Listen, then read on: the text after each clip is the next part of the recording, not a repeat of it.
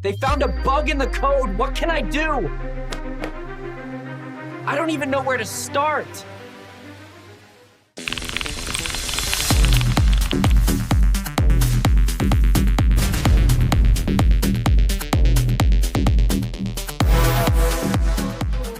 Welcome back to the channel. I hope everything's good with you.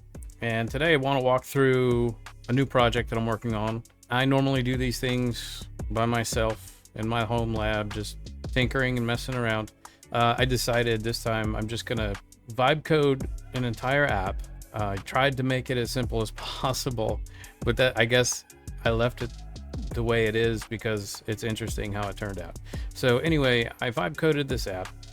Totally just crafted a cool prompt for something simple. It produced something. I kind of had to work through some bugs and issues. I should have captured that, but that's okay. This is sort of a special use case.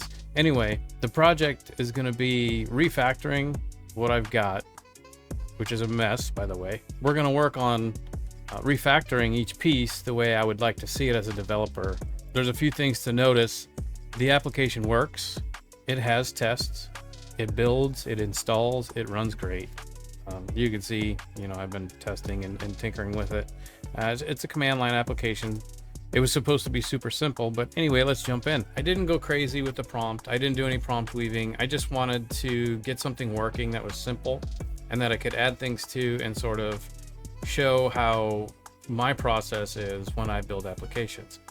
Interestingly, I'm using Claude. First, I used the Claude application because I thought it was going to be just a few files. I thought it was going to be fairly straightforward.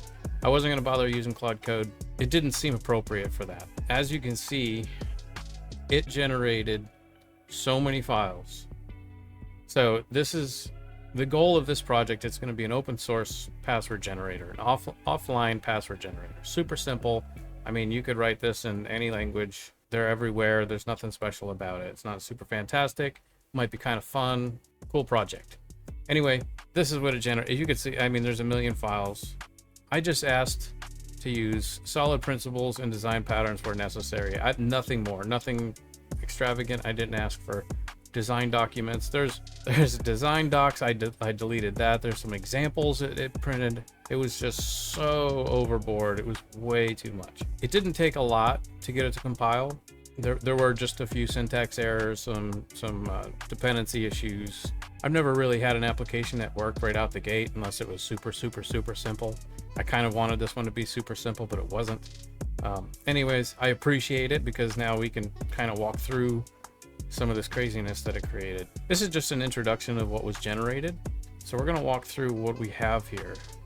And the next episodes following this, we're just going to refactor these files, kind of take a look at them, make sure they live up to my standards. Everyone's different. Every design and application is just a little bit different. But to be fair, as an MVP, this would work. It's tested. I've tried it. It does what it needs to do. It's pretty effective. It's kind of cool. There's a lot of things that I never would have done in a million years. So that's kind of cool. Anyway, I just want to point out this password generator. This is the CLI class. So basically, when you're using the command line interface, it's going to call this. I want to point out, a long time ago in a legacy application I was working on, I recall using the command design pattern using function pointers, and it was a horrible decision. This was years and years ago, and it was just terrible. I regretted it. I regret it to this day. I sincerely hope the developers on the team have changed it, but these functions should be classes. We'll just start with that. There should be an interface class for the commands, an I command somewhere, and then you implement these commands, and they're just a few lines. Some of them might be longer or shorter, but the fact that this is all in one class now, guess what? You didn't use solid principles. So we've got all this. So check this out. I'm just going to go through some of this stuff. There's a ton of code duplication. It's pretty wacky. Most of this looks okay, like fine, okay, whatever. I could live with that. But we get down to this one. This guy, he's processing the arguments. Can see we got some flags here. So now we parse these flags. Look at this. Look at this nonsense. Nonsense. Okay, when you see that, that's nonsense. That's not good code at all. And I know, you know what? There's a billion apps out there that do this.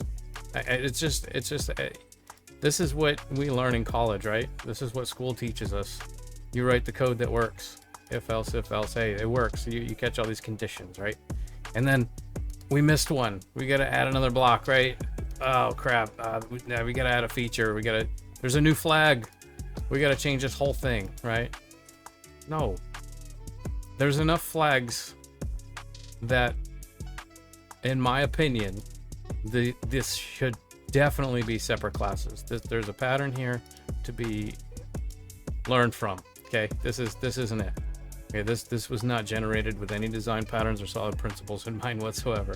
So just pointing that out, I think it's interesting that there's a lot of design patterns that are used, or at least a few, right? But it was very particular. It just decided which ones were more important than the others, and then when designing this process args function, that all went out the window.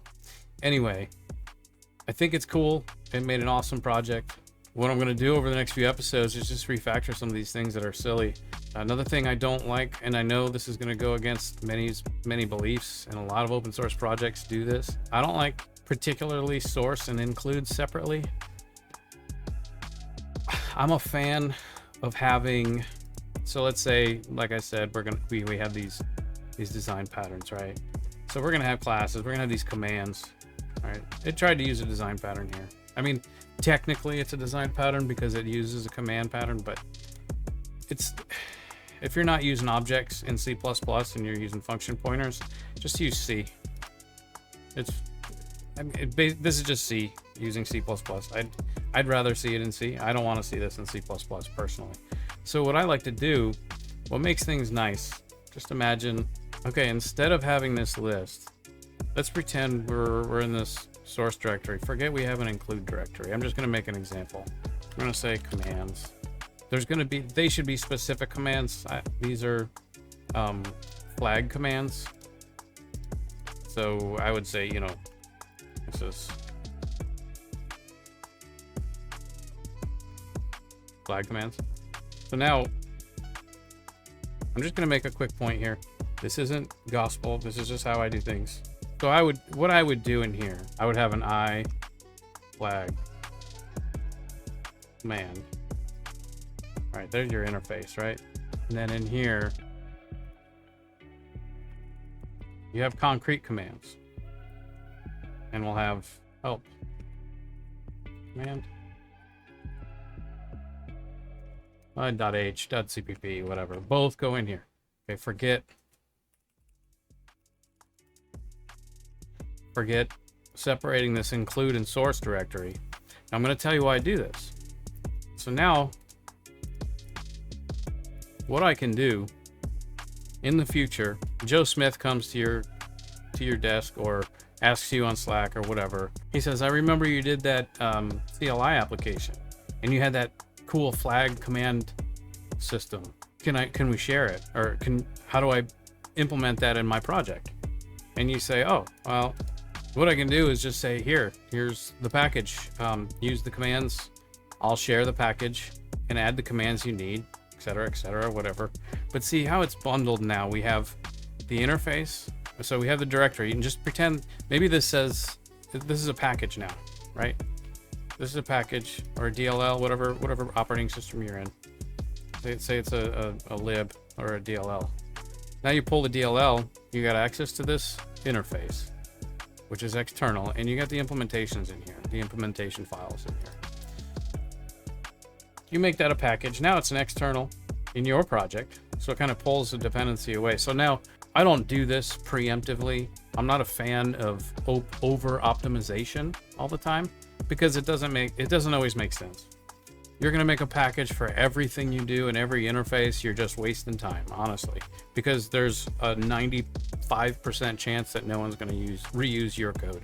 If you at least structure your code in a way that if someone asks for it and they come to your desk and say, hey, you've got a module for this thing, I remember code reviewing it, let's make that a package. and you're done, right? Then you just figure it out. Super easy, super simple. And that's why I like this architecture better. I know it doesn't fit the norm. There's always an include and source, but you know, somebody comes and asks you, can I reuse this code? Okay, copy this file, copy that file. Let's make a package out of it. You know, it's just a little harder. You know, these are just mixed interfaces.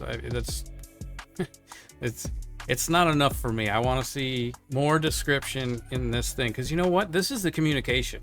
This is maintainers communication. So when somebody comes to maintain my code, they're looking at this, trying to figure out what's going on. You're not going to open a file. I mean, you might open a file. What are you going to get out of this? Nothing. You're not looking at the code to figure out what the application does.